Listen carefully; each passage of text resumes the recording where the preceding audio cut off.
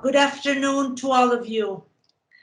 I would like to welcome you to this webinar of No Fear, in which we will speak about COVID-19 in children, on considerations on the current situation. My name is Sabina Magalini, and I am an emergency surgeon partner of the No Fear project here in the Catholic University in Rome.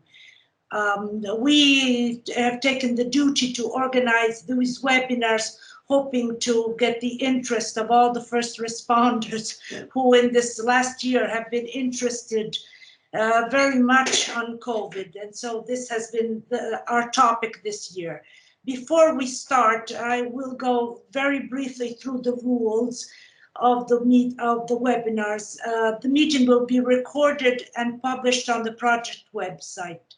You can ask questions anytime you want using the chats, and the question will be addressed during the Q&A session at the end.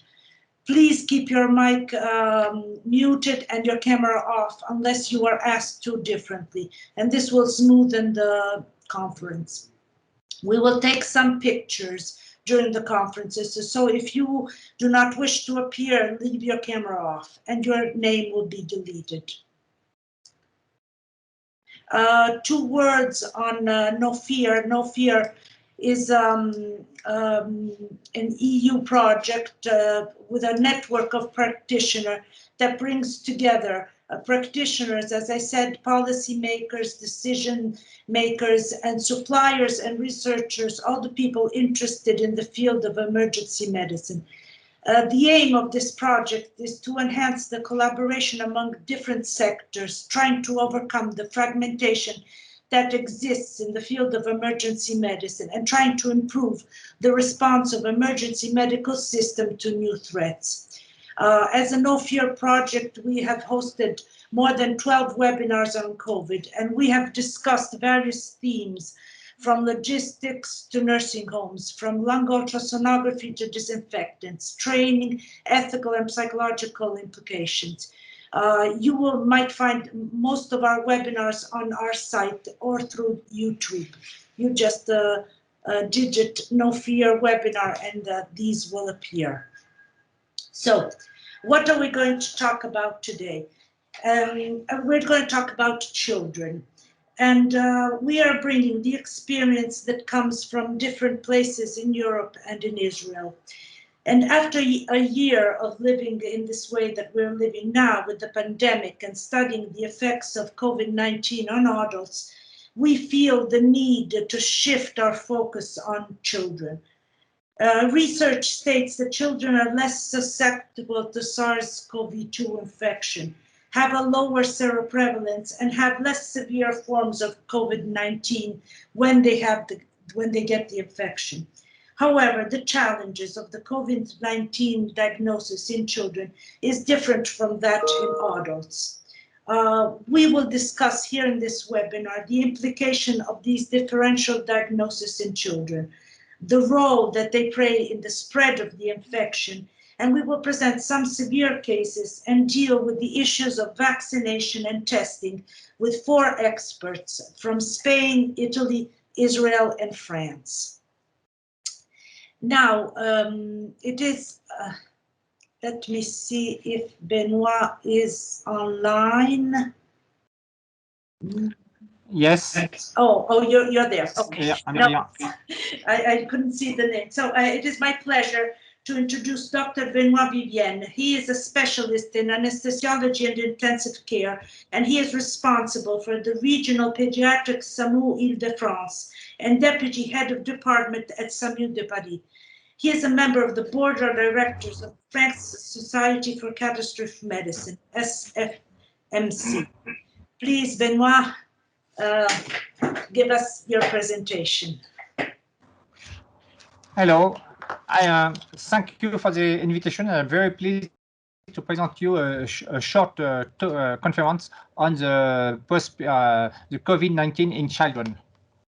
Next slide, please.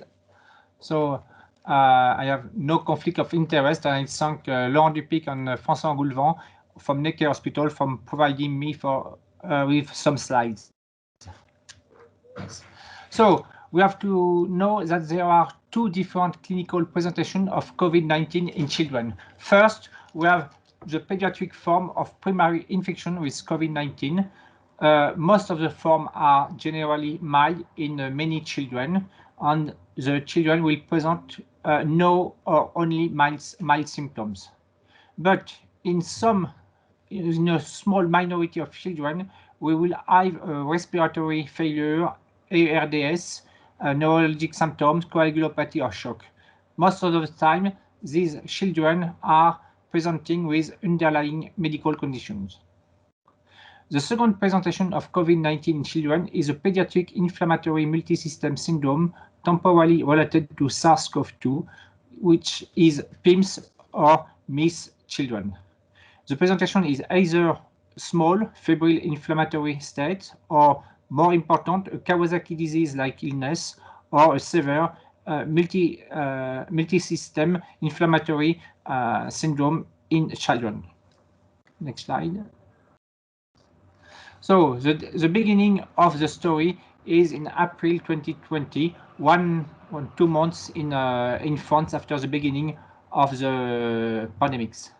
We have some alert in PIQ from Kawasaki-like syndrome in UK and after in other countries, in Italy, in France, and after anywhere in the world. And after in the summer, we have more precise definition of this syndrome. Next. Next. So the question first was, what do these children have? The illness was very similar to several other conditions. It was similar to Kawasaki disease with a shock syndrome, to staphylococcal or streptococcal toxic shock syndrome. It could have some sign of macrophage activation syndrome. We also have sign of hemorrhagic shock and encephalopathy syndrome and vasculitis disease. And more specific, we have also some cutaneous signs, as you can see on the slide. Next slide, please. But the difference were important as compared to Kawasaki syndrome. The troponin was elevated with D-dimer elevated, hCRP, BNP elevated, and prominent cardiac injury. Most of the time, the test for SARS-CoV-2 virus on PCR was negative, but the serology was positive. These signs suggest that the illness is mediated by the development of high-acquired immunity rather than by direct viral injury.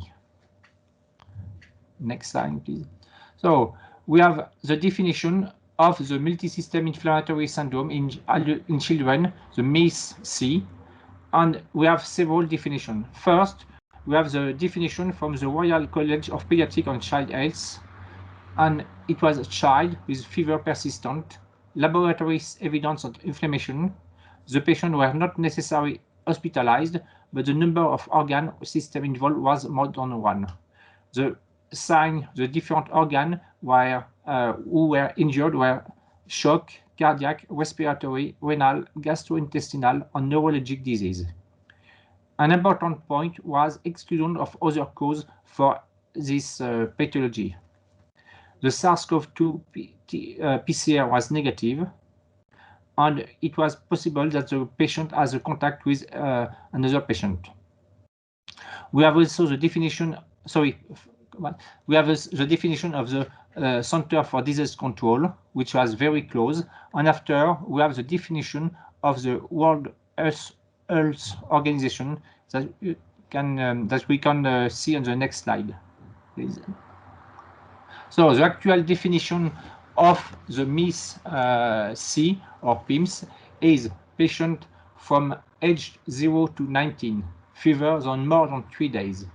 Clinical sign of multisystem involvement on at least 2 of the following: rash, bilateral non-purulent conjunctivitis or mucocutaneous inflammation signs, hypotension or shock, cardiac dysfunction or pericarditis, valvulitis or coronary abnormalities, evidence of coagulopathy, acute gastrointestinal symptoms, elevated markers of inflammation, no other obvious microbial cause of inflammation, including bacterial sepsis and staphylococcal streptococcal toxic shock syndrome, and evidence of SARS-CoV-2 infection. And also any of the following: a positive SARS-CoV-2 by RT-PCR, positive serology, positive antigen test, or only contact with an individual patient with COVID-19. Next slide, please. The characteristic of the PIMS, or MIS-C, is the occurrence 1 month behind the COVID-19 peak. We can see this on this slide from data from London. The difference 1 month delay between in blue for the COVID infection and in red for the PIMS syndrome. The scales are obviously different. We are, yes. Next slide, please. We have the same in France for the first wave in April. We can see in red the number of hospitalizations for COVID-19, whatever the age of the patient, and in the histogram the occurrence of PIMS. We can see obviously a shift, a delay of 1 month between the two peaks of COVID and PIMS. After, actually, in the end of 2020, we have not it's not so obvious to see a delay because the wave are more flat. Yes. Next slide. We have also this slide in France. We can see more details, the difference, the delay between the COVID-19 peaks and the PIM peaks in histogram. An interesting comparison is at the bottom of the slide between the hospitalization of COVID-19 in orange and the SARS-CoV-2 PIMS hospitalization in blue. In fact, patients with COVID-19 were hospitalized in many hospitals, whereas SARS-CoV-2 patients with PIMS were grouped in a reference hospital, most in Paris, but also in a large city of Paris, in university hospital. So there is a difference of the repartition between COVID-19 and PIMS in the French territory. Next slide.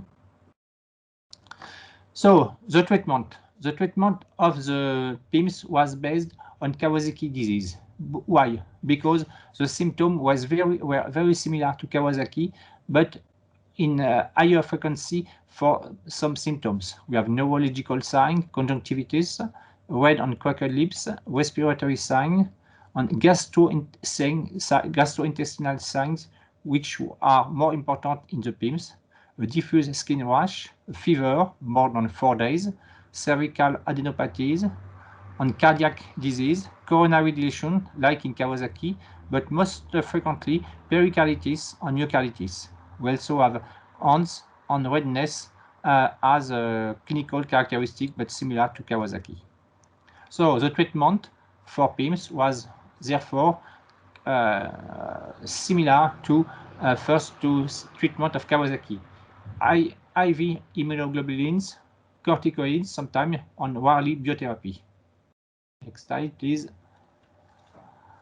So a first study published in The Lancet, a national Delphi process to evaluate the treatment. And the management was based on the first-line therapy with intravenous immunoglobulin at a dose of 2 grams per kilogram, calculated to the ideal body weight, on the second dose, which could be considered for children who have not responded or partially responded to the first dose.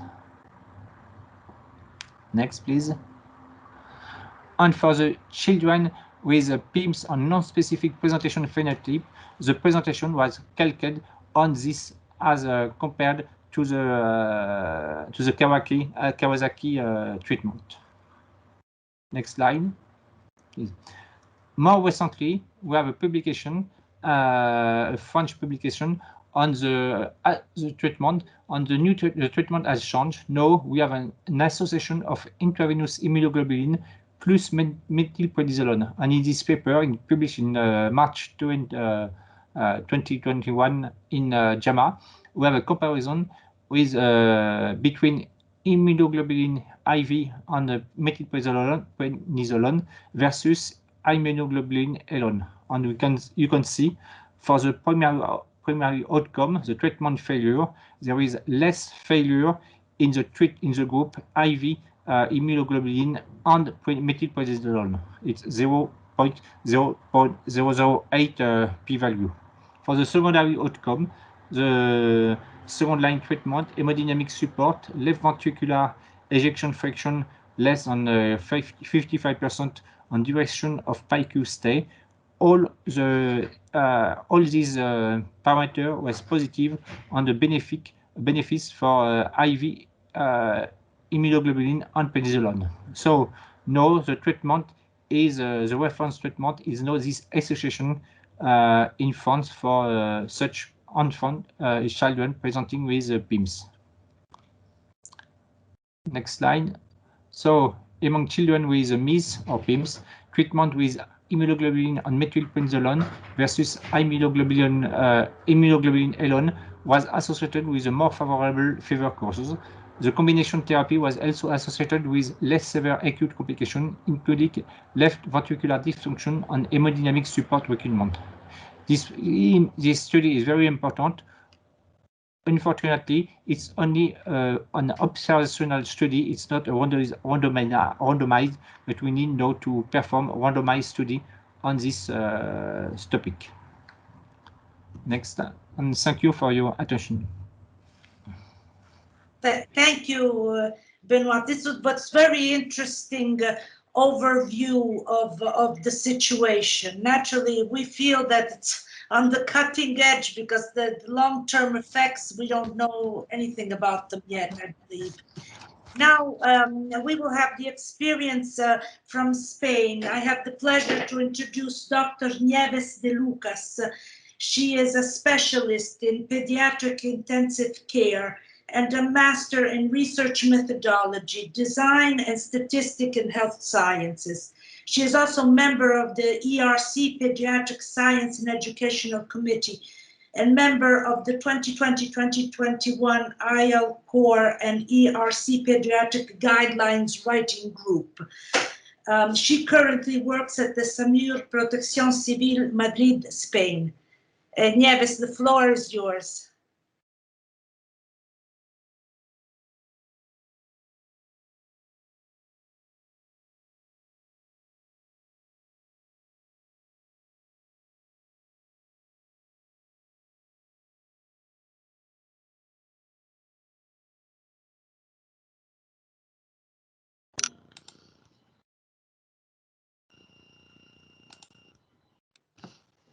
Okay, mute.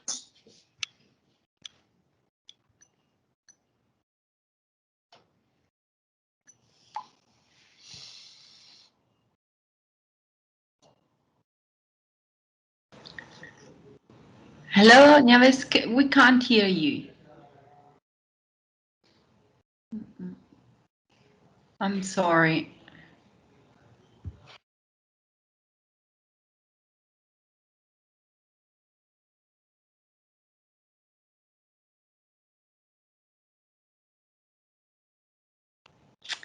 No.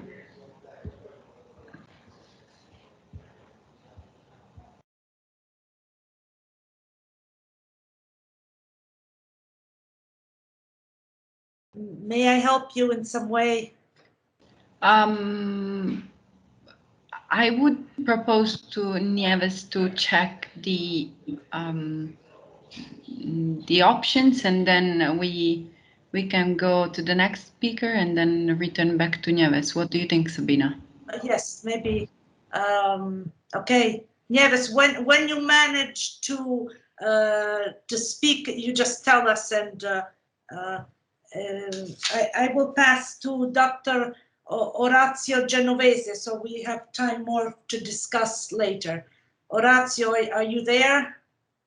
Yes, I'm here. Okay, may I introduce? Thank you, Sabina. Dr. Orazio Genovese, he is from Italy. He works in our hospital, and so it's with great pleasure that we present our experience. He is a specialist in pediatrics and a PhD in neurosciences.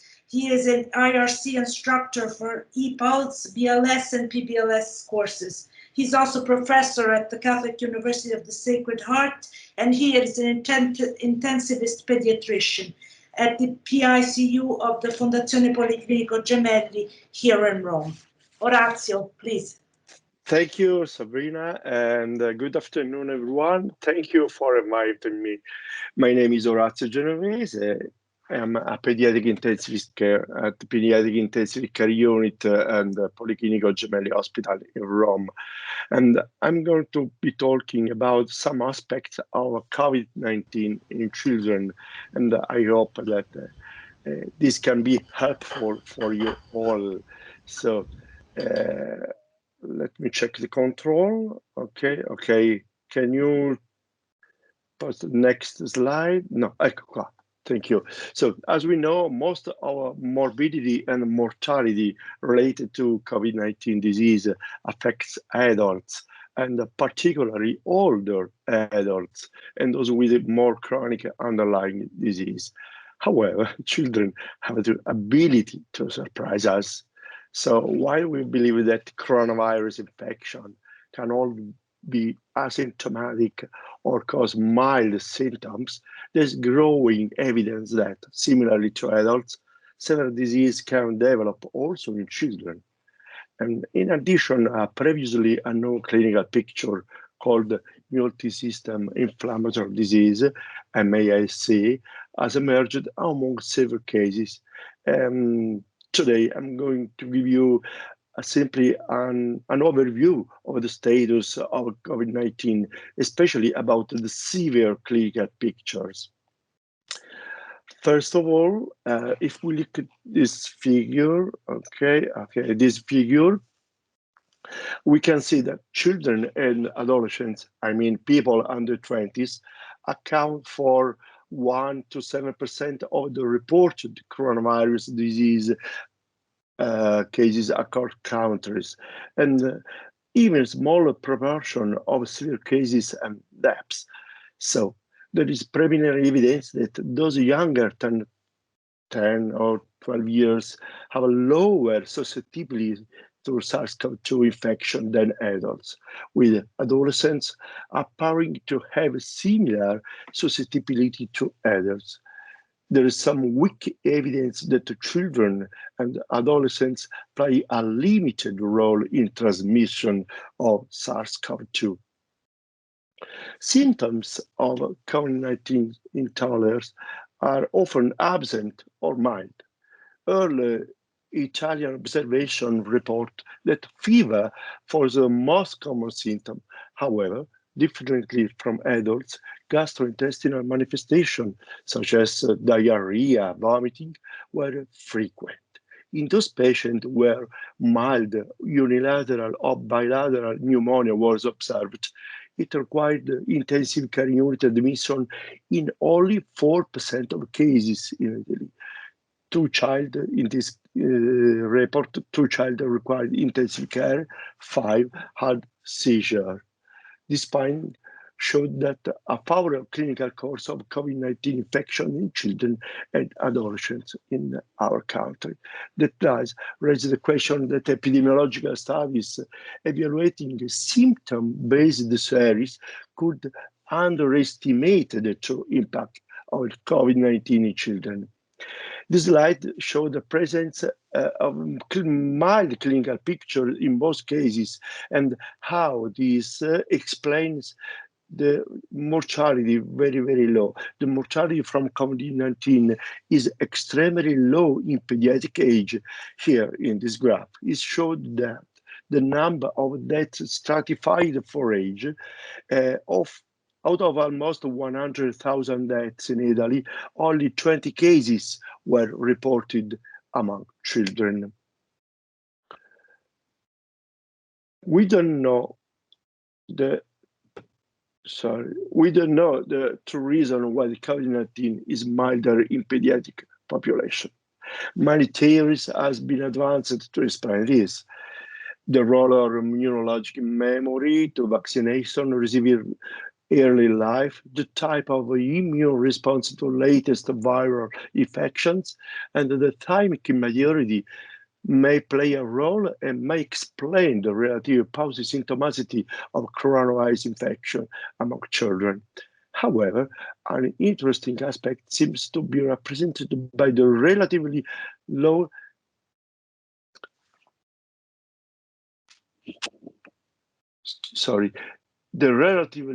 expression of ACE2 receptor in pediatric age as they start to increase later in childhood.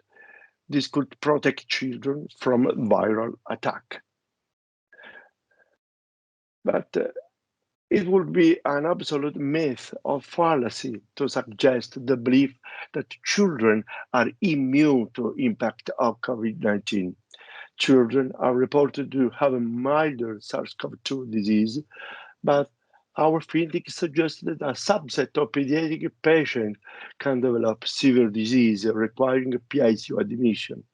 This subset have significantly higher markers of inflammation, CRP, pro-brain natriuretic peptide, procalcitonin, compared with patients in medical unit. The involvement of lung and other systems, such as cardiovascular, renal, GI, and hematological systems, could lead to a more clinically severe evolution. The rate of ARDS can be higher than previously reported in children admitted to the hospital. ARDS is reported to be in 6% of all patients with COVID-19 and nearly 34% in all the patients with COVID-19 pneumonia, and up to 60-70% of patients with pneumonia requiring ICU care. So the infection in some cases can lead to development of complication or peculiar clinical forms. But how prevalent can be the severe coronavirus disease in children?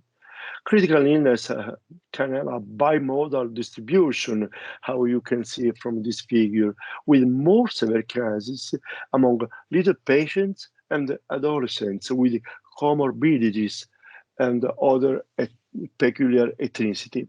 This is why great care must be taken when children show symptoms of infection, especially if they are less than 1 year old and have pre-existing pathological condition. These two subjects can develop extremely severe disease requiring intensive care admission. In this large epidemiologic studies conducted in US, more than 135,000 children were tested for SARS-CoV-2 infection. Of these, slightly more than 500 resulted be positive to SARS-CoV-2. However, most of them were asymptomatic or showed mild illnesses. Disease burden was extremely low, with only 7% of patients meeting a relatively broad definition of severe illnesses, and the cause fatality rate was only 0.2%. So I showed data from an early American survey involving 46 North American PICUs. This collaborative study collected data from all COVID patients that have been admitted during a short early 3-week period during the pandemic. They were older than typical PICU patient with a median age of around 13, and just over half were male. So, oops, sorry.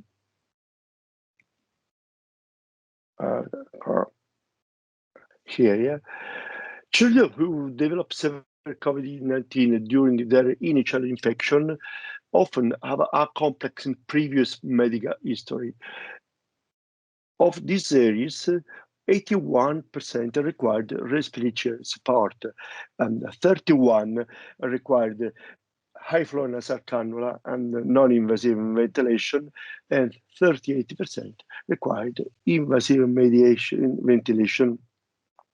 13% required adjunctive ventilatory intervention like nitric oxide, and some patients required to be connected to extracorporeal therapies like ECMO. And fortunately, multi-organ failure was very rare in this setting, in this series, because only 2 of 48 children required ECMO, and only 2 deaths of 40 patients was registered. So I think that it's a fight to say that the outcomes from COVID-19 disease in children are relatively milder when we compare them to adults. Single organ failure is the most in almost all adult patients. Fortunately, children do better than adults, and the majority of patients that we see in our ICUs do have underlying chronic condition. The main system involved in our patient is the respiratory system. In the early stages, children can present with dyspnea, tachypnea, severe gas exchange impairment, and mono or bilateral pneumonia. ARDS is reported in 6% of all our patients with COVID-19, and about 20-40% of all the patients pneumonia positive to SARS-CoV-2. This percentage can rise up to 17% in patients that require respiratory support in intensive care unit. The radiographic picture didn't always show significant parenchymal lesion. For this reason, just CT scan is used, which is able to highlight pulmonary alteration suggestive of COVID-19. This picture of lung scan peripheral, bilateral, ground glass opacities with consolidation and visible intralabial lines. You can see also the halo sign. Halo sign is not routinely seen in CT scan from adult patients, and here is suggestive to be a hallmark of SARS-CoV-2 pneumonia in children. In these pictures obtained with an axial CT scan with 3-dimensional reconstruction show the real extent of lung disease and how much is more visible, and can help us to understand how really large is the damaged pulmonary area underlying gas exchange impairment. Other systems can be damaged in severe COVID in children. Up to 20% of children and adolescents hospitalized children for COVID-19 or a multi-system inflammatory syndrome can show neurological symptoms. Neurological involvement in most patients is transient and resolved by hospital discharge. However, some patients can develop a range of life-threatening neurological conditions associated with COVID-19 with unfavorable outcome. And acute disseminated encephalomyelitis, edema-like abnormality, and the spinal cord neuritis. And these pictures can include in that or neurological disability at hospital discharge. In late March and April, first in Italy, then London, and then in the borough of New York City, there was reports of this new concerning multi-system inflammatory syndrome that was temporarily associated with COVID disease. This called MISC. And these cases presenting with a cluster of Kawasaki-like feature and or shock and becoming very ill, requiring intensive care, having multi-system involvement, and being very inflamed. Children diagnosed after SARS-CoV-2 epidemic in Italy showed evidence of immune response to the virus, were older and high rate of cardiac involvement, and the features of macrophage activation syndrome. SARS-CoV-2 might cause a severe form of Kawasaki-like disease. So shortly after Italian report, other reports from England, France, about this new concerning multi-system inflammatory syndrome that was temporarily associated with COVID-19 disease come out of the ICUs in the South London region, and they described 8 children presenting with a hyperinflammatory state, with gastrointestinal presentation and shock, often with a clinical constellation that look a little like a Kawasaki disease, typically a few weeks after exposure to COVID-19 disease, and the majority of these being positive COVID antibodies. And as you see from this picture, nearly all of them had cardiac involvement, serious cardiac involvement, with ventricular dysfunction or left ventricular dysfunction, and most of them required cardiac support drugs. And here I'm reporting the definition by British healthcare system together with the Royal College of Pediatrics, and they called this new condition pediatric inflammatory multi-system syndrome, temporarily associated with SARS-CoV-2. The key features of what we call MASC are fever and severe inflammatory state with more than one organ system involved, and importantly, evidence of past infection or PCR positive for SARS-CoV-2, or only exposure to this. Soon after these reports, the World Health Organization, Center for Disease Control, CDC, and other put up their own definition of the case. What is common among these 3 definitions are fever, hyperinflammatory state, exclusion of any alternative microbiological explanation, such as bacterial sepsis, streptococcal or staphylococcal shock syndrome, and other infections associated with myocarditis, such as enterovirus, and organ system involvement, mainly myocardial dysfunction, and the history of exposure to SARS-CoV-2. Although this patient report many typical gastrointestinal and skin lesion are shown before from my colleague. I report skin lesion that they don't have one kind of form of the lesion. They can be very extremely different, varying from patient to patient. All the studies reported that MISC is showing some clinical feature with shock toxic Kawasaki disease. And you can see in these pictures how we can distinguish from Kawasaki disease. The red line are sublining what is most common with Kawasaki pictures. In the black ones, instead, which pictures is sharing with MIC. Kawasaki disease is associated with bulbar conjunctivitis, red cracked lips, cervical and mesenteric lymphadenopathies, and skin rash.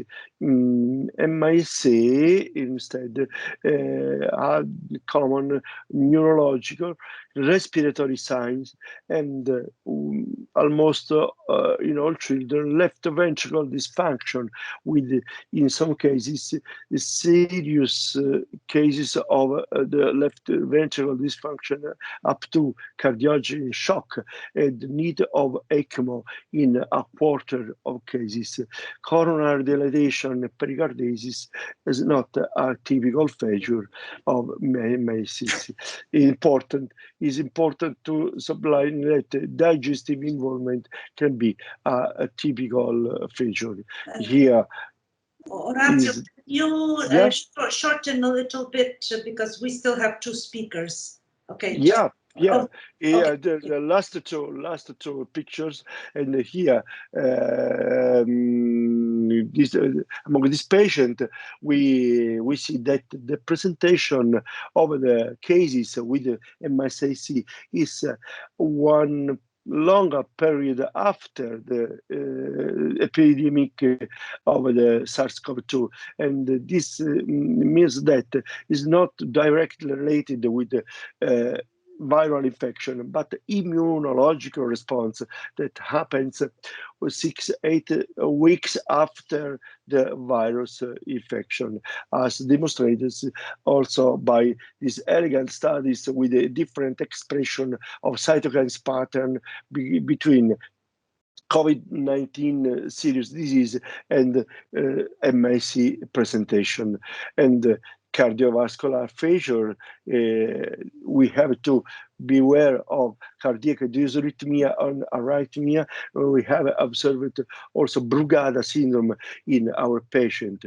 Fraction of cardiac involvement should be very, very compromised up to pulmonary edema, and elevation of myocardial sign like troponin AB type natural peptide is very, very common in this patient, whilst the need of a cardiopulmonary resuscitation up to ECMO support is fortunately very, very rare.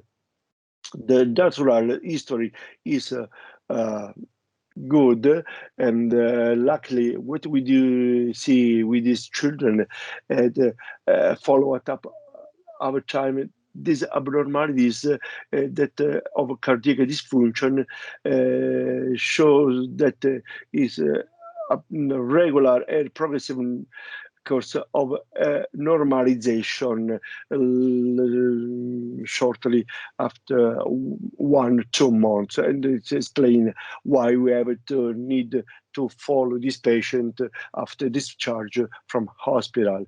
In conclusion, we have to observe that the large majority of children show mild symptoms, and children with the complex medical history and important comorbidities are at risk of a severe COVID presentation and need of being admitted in pediatric intensive care unit.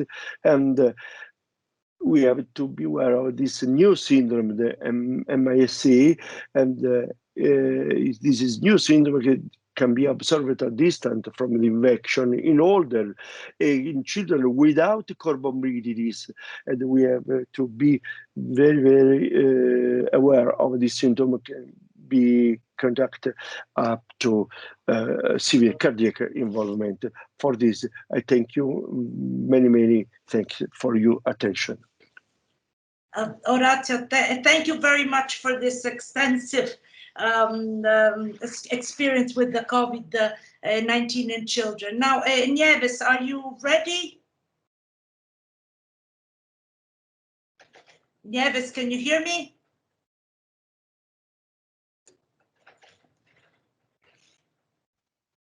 Are you hearing me? Oh, yes, perfect. Oh, perfect. marvelous. I already presented you, so please, the floor is yours. Okay. Excuse me. The first thing, excuse me, because I am following the meeting through the mobile phone. Okay, I start. Good afternoon. My name is Nieves de Lucas. Thank you for this opportunity to have a look at the pediatric side of COVID-19. I am going to review the role of children in the pandemic. Was it underestimated?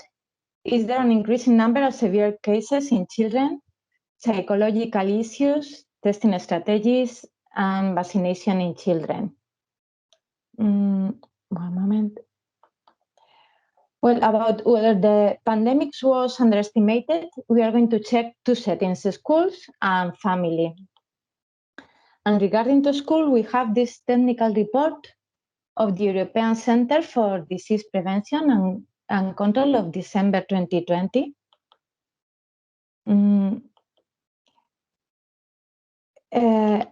It answers question, next please, about COVID-19. Next, please.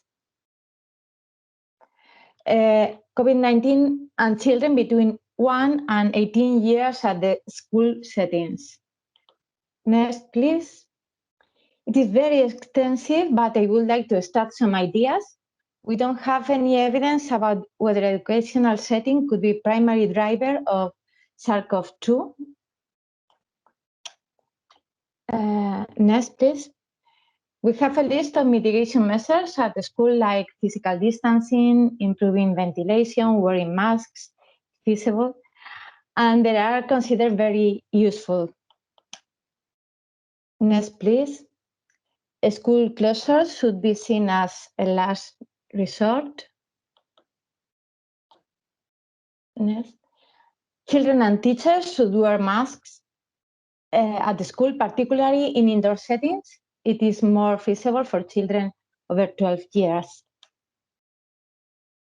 And next, and now we're going to talk about homes. This is an interesting, very interesting paper regarding to adults over 65 years living with children in the United Kingdom. And it has been published on March 2021. What we know about this topic is that adults living with children have more common colds. Next. It could be good because adults could have cross-protective immunity from other seasonal coronavirus. Next.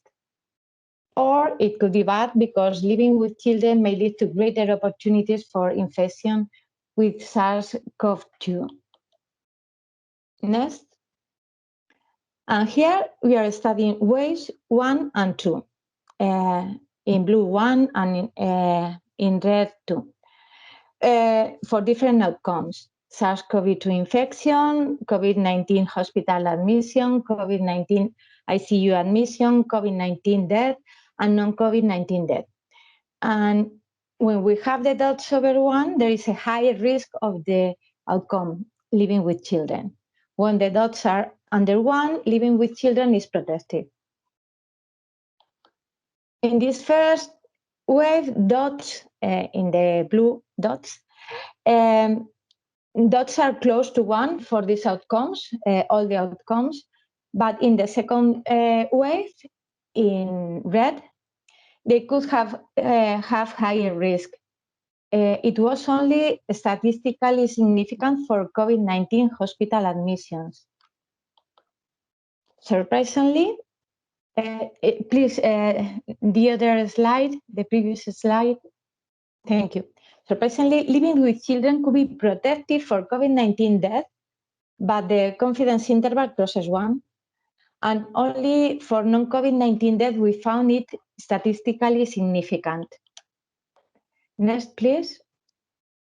Comparing females and males, both are very close to 1, but males could have slightly higher risk.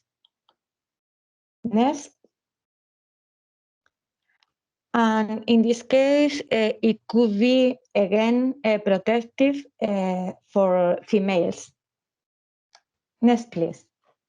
Therefore, during the first wave in the UK, living with children of any age was not associated with an increased risk of severe outcomes of COVID-19. It's very important.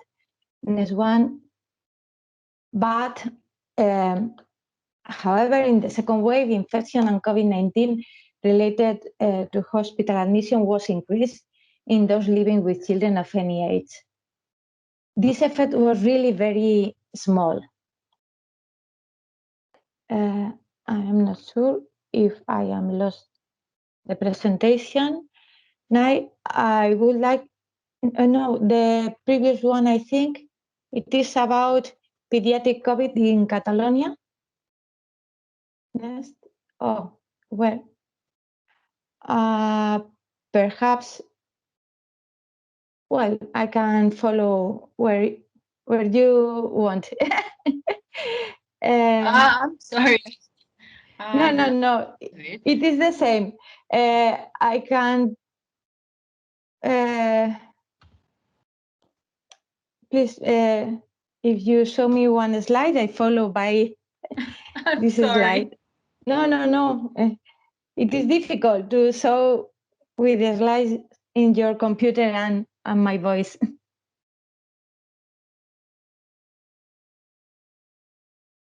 And through a mobile phone. Okay, about in several countries, we are worried about multi-system inflammatory syndrome in children and collecting data. We have a national pediatric registry in Spain with 52 hospitals, whose coordinator is Alfredo Tagarro. Recently, they presented 90 cases of multi-system inflammatory syndrome in children. Only 90 cases. 2 out of 10,000 infected patients developed the syndrome. Only, I think it is a low rate. It is severe, but it is a low rate. The next slide. Okay. One moment, because I have a different order. One moment. If we want to know more about if there is an increasing number of severe cases in children, we can see that the rate of severe hospitalization was similar and low in both periods for all children. Next one, and crude case fatality was also low and similar in both periods.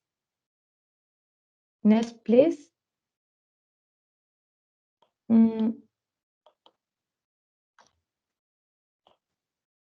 Well, I can't find some slides, but I have checked also the pediatric registry looking for dead children, and it is not public. It is not published also, but pediatricians have told me that there are only 7 deaths.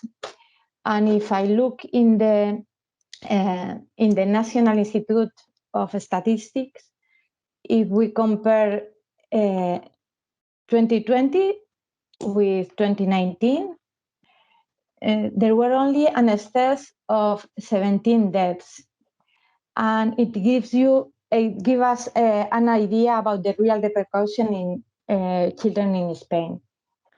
Now we are going to review the psychological issues and consequences of stay-at-home and lockdown policies. Please, the next. Well, some Spanish scientific societies gave recommendations to children and families during the lockdown, but still their social needs are not covered. We think there is more frequent abuse at home. I've seen some cases personally, or on the internet. And about suicide, it is not clear in Spain. It appears that there were more suicide attempts in the United States. Thank you.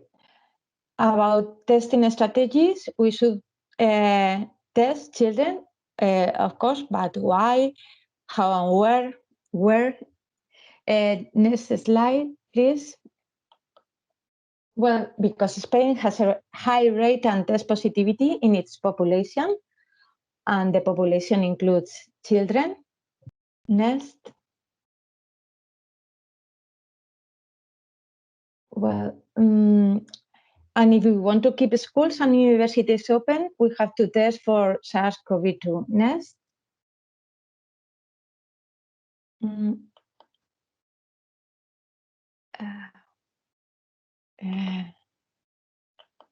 Excuse me, but in the mobile phone, I can't see the slide, and I am trying to looking for the slides in my computer, but one moment.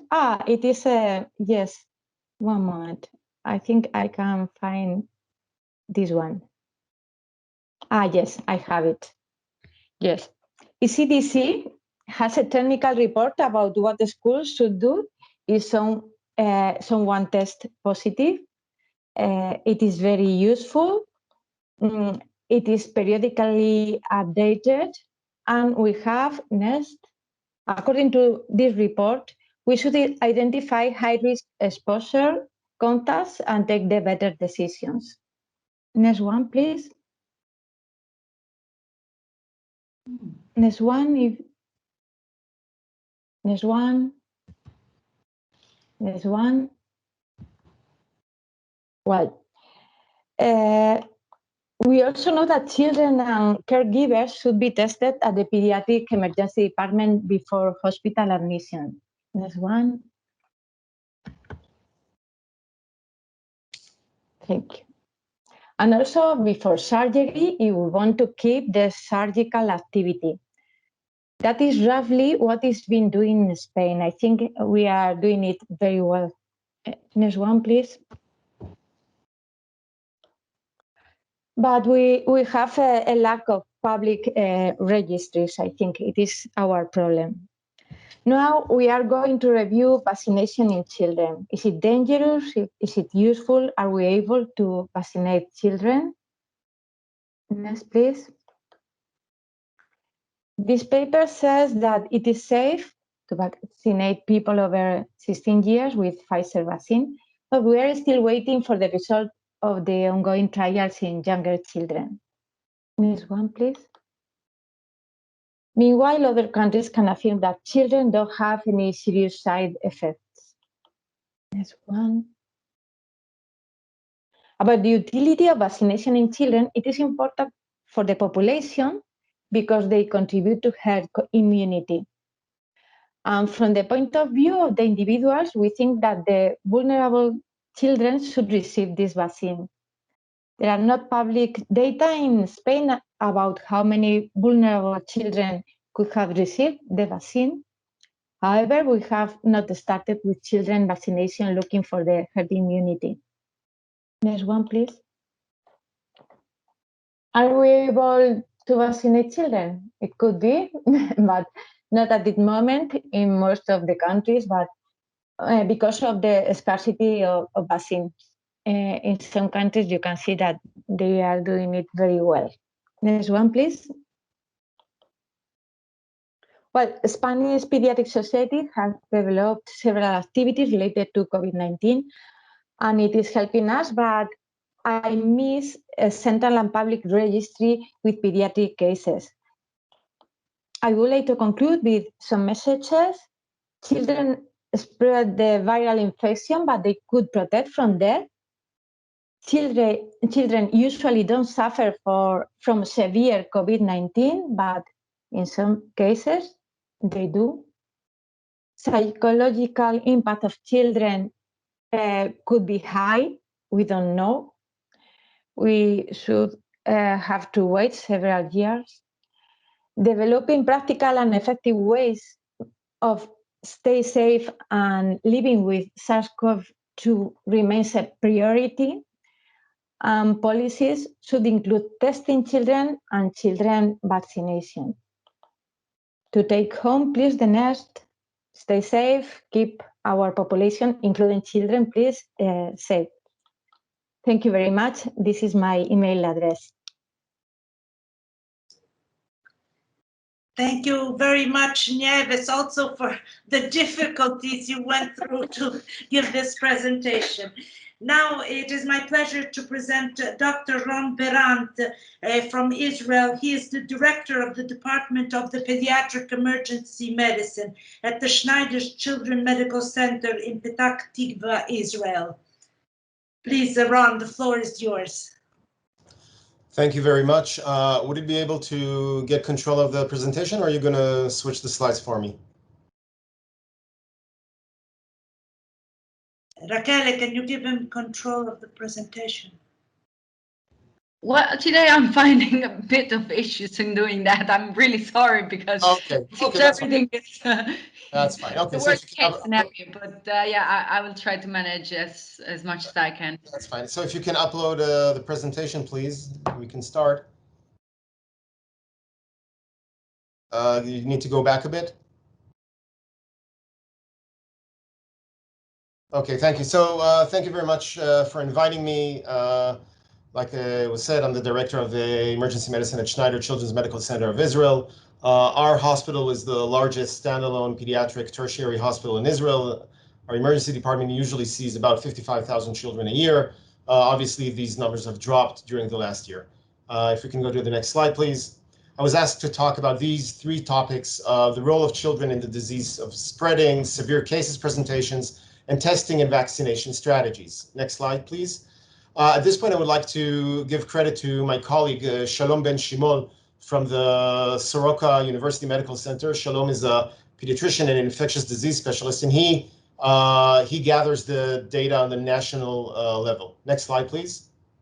So just to give you the big picture of COVID in Israel, all in all, and this is updated to the last 2 weeks ago, we've seen over 800,000 patients, and out of those, almost 300,000 were children, ages 0 to 19.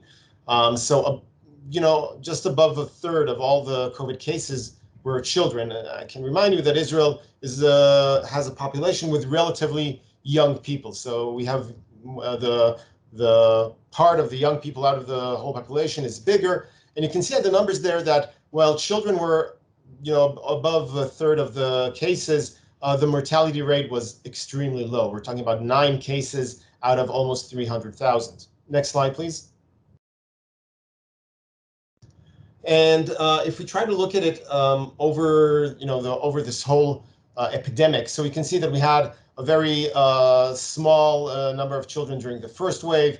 The numbers have risen during the second wave, and we see that during, you know, in January, the third wave, we saw the highest number of children infected, but the proportion of children hospitalized actually declined. And I think during the first wave, we had 6% of hospitalization of children with COVID. But once we came to understand the illness and we came to understand the clinical course of the disease, we were less concerned and less afraid of these cases, and we felt more secure to discharge the children home. Next slide, please. Regarding how much children infect adults, a study published in Pediatric Infectious Disease Journal 2020 came out of Bnei Brak. Bnei Brak is an ultra-Orthodox city, very dense population, and a lot of children in the family. Professor Somek wrote this study, and you can see that if you can move to the next slide. So first of all, you can see that the study comprised of 13 families, and these 13 families had 36 adults, 40 children, and 18 infants less than 5 years of age. Next slide, please.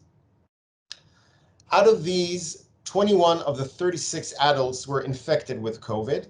Only 13 of the 40 of the children were infected with COVID, so that's about 32%, and only 2 out of 18 children were infected with COVID. So the relative risk in comparison to the adults, which were the group that had the highest rate of COVID infection, The relative risk for children was 0.61, and the relative risk for children was 0.47. Next slide, please. So what you can, and their conclusions were that children 5 to 17 years of age were 61% less likely to have positive PCR for COVID, and if the younger children 0 to 4 years were actually 47% less likely to catch COVID. So it appears that children are less infected with COVID, even if they live in close proximity to adults. Next slide, please. So next, we're going to talk about the severe cases presentation. Next slide, please. And if we're going to next slide. And if we're going to look again at the whole, all the population. So like I mentioned, out of over 800,000, we had almost 300,000 children, and the hospitalization rate was extremely low, so 0.35. So for every 10,000 infected, about 35 were hospitalized. A report that we got from 20 hospitals showed that for 919 children that presented to the hospitals, only 533 were hospitalized. Next slide, please. And out of the 533, 81%, so 430 were mild cases. 48, which is 8% of the cases, were moderate or severe cases. And then there was the PIMS. So the PIMS were about 12% of cases. And next slide, please. And the question is, is PIMS actually an acute COVID-19? And we don't regard it as acute COVID, because this is something, post-inflammatory, and we kind of try to separate it here in Israel when we're talking about COVID and the direct presentation and clinical presentation of COVID. So for PIMS, you can see that the numbers have obviously increased throughout the waves. The rate, again, is relatively low, 3 to 4 for every 10,000 children.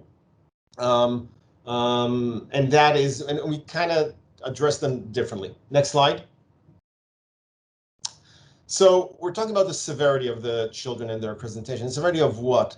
And if we try to look, so first of all, just the distribution, if we kind of define mild, moderate, and severe disease, we can see that throughout the different ages, the vast majority of children presented with mild disease, very mild disease, and the severe cases are very rare. Next slide, please.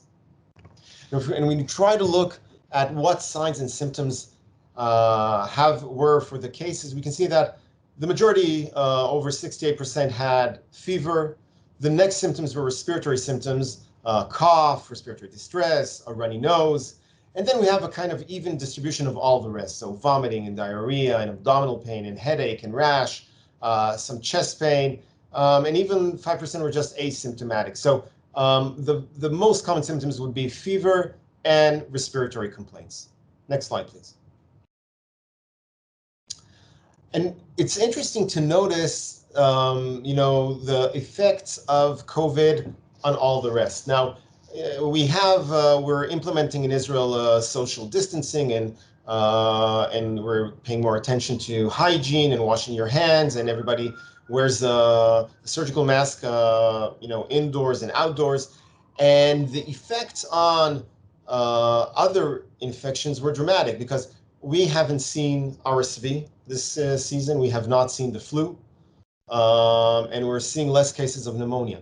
So it's very interesting that the measures we're taking are effective against RSV, flu, maybe even bacterial infections for pneumonia, but for COVID-19, it's just, useless. Next slide.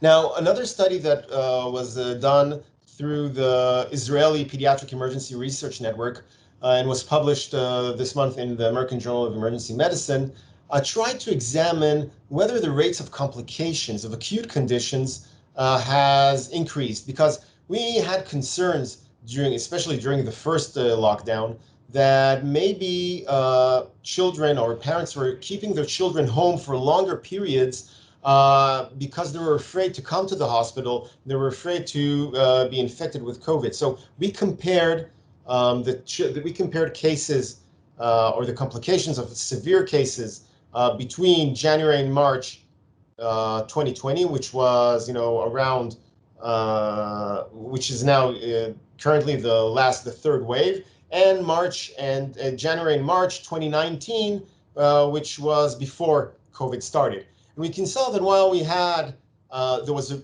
a dramatic decrease in numbers of visits. So you can see in 2019, from in the emergency departments that contributed to the study, the aggregate number was 43,860 children presenting to emergency departments. In 2020, just a little over half of the children came, so the numbers dropped to 26,000. But the absolute number of serious acute conditions was relatively the same. So 790 in 2019 and 721 in 2020. So probably children that had serious acute conditions, still came to the hospital and still presented themselves. And we can see that we're talking about the complications that happen. So out of the 790 serious acute conditions that presented in 2019, 81 had complications.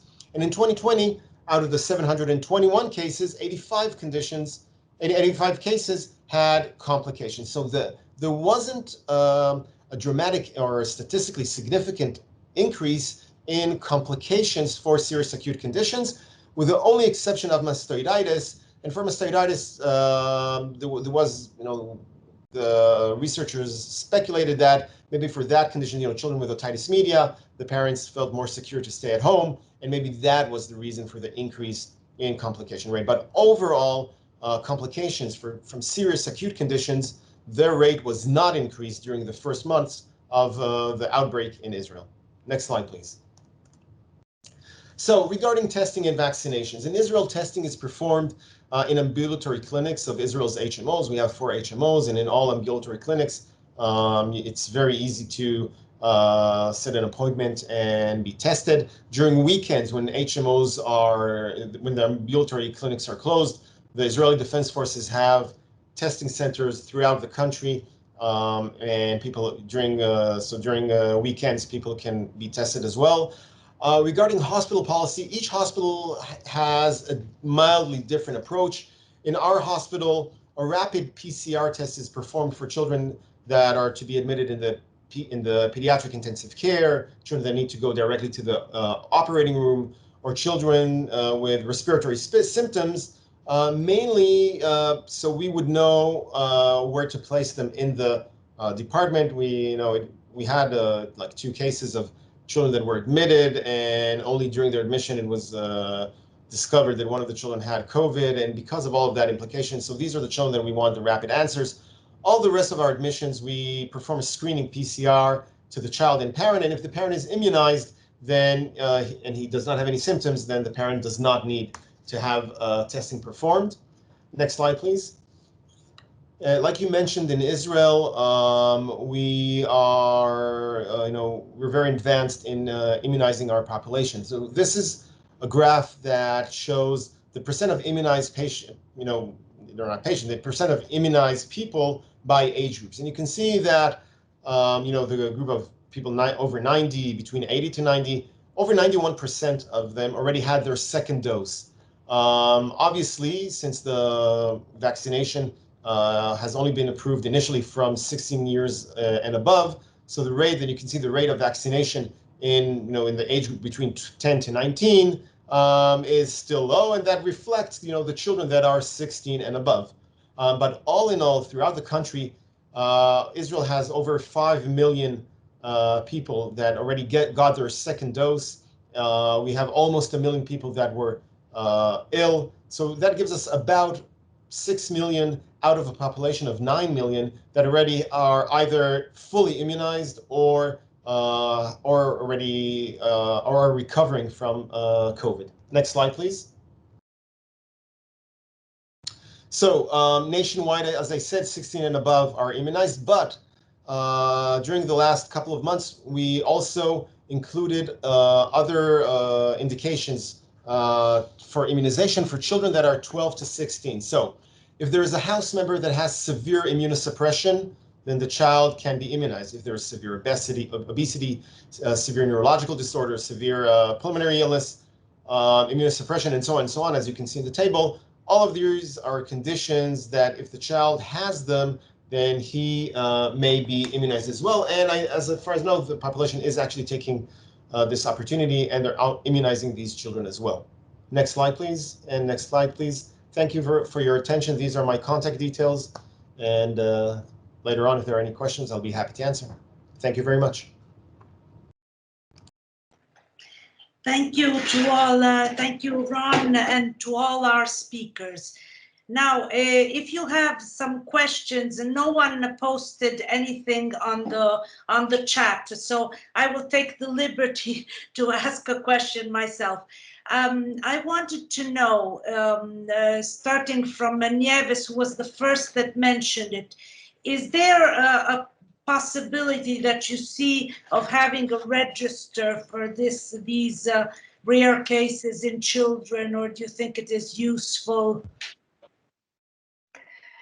Yes, we have in Spain a registry, but it is very opaque for people out of the hospitals participating in the registry. So I only can give you data, published data, or information given by friends. It is very sad, in my opinion.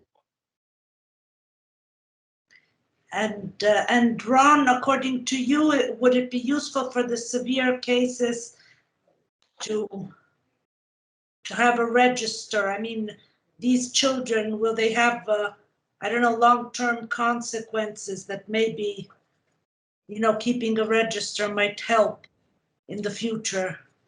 Well, obviously, it's a bit difficult to know long-term consequences because, you know, COVID has only been around for about 1.5 years. So long-term, you know, it's a question that we all don't know. Having a registry, you know, having data is always useful. I think the main focus would probably be the children with PIMS, because these are the children that actually have the more serious illness, and these are the children that have maybe a higher probability for long-term consequences. So for children with PIMS, definitely I would keep a registry for a follow-up and you know, further studies. And also, Orazio, what do you think about this from our experience here? I'm agree with Ron that I am really concerned about the future of the children with the PIMS or MISC or you want intended, because the evolution of the cardiac involvement is unknown at this point. Is to really just happened that we have only knowledge, the initial knowledge, so we have to strict control, to do a serious follow-up in the next month to all children involved with the cardiac manifestation. Yes. I think one of the problems, as I see it from, let's say, an adult and not yet a grandmother, unfortunately, is that these children are usually seen by intensive care pediatricians. All of you are intensive care pediatricians. And when they will go back to the community or being followed by their own pediatric doctors, this might be a problem. Yes, it must be a problem, but all of us, all pediatricians, are really aware of this danger, this evolution. So you don't have any fear of this, because really awareness is very, very high in the pediatric population. Yes, don't be afraid. Are there any other questions?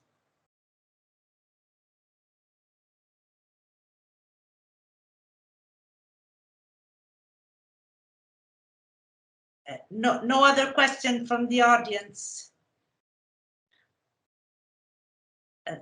then can I pose just another question? I mean, if there was sufficient vaccines for children, would each one of you personally vaccinate children or not? Starting from Nieves. Yes, I would start with vulnerable children or children with vulnerable family, but later we should think if we can achieve herd immunity vaccination with the vaccination of children, because some parents could think that it is not useful from an individual point of view.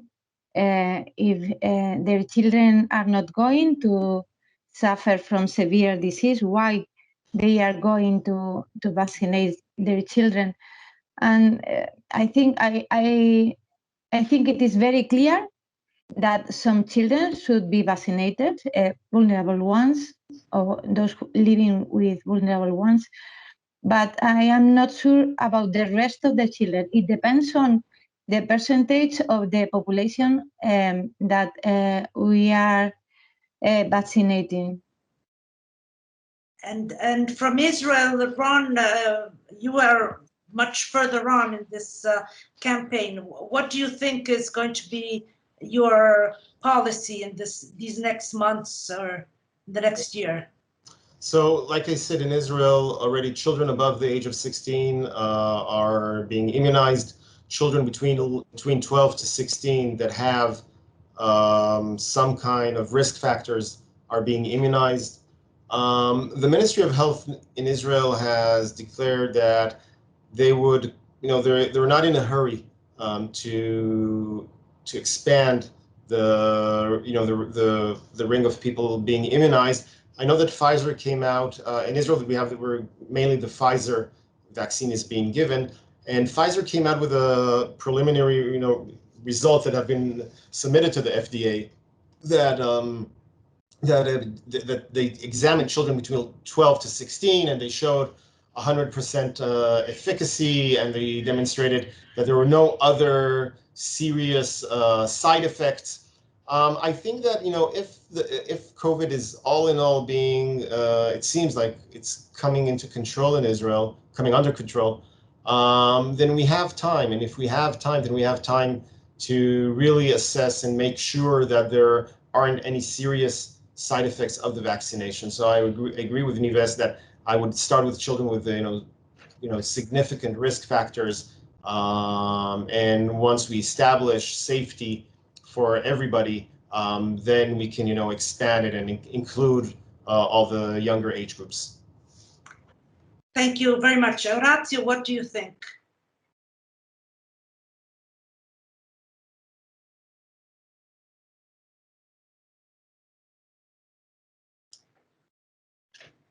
I think your mic is excuse me.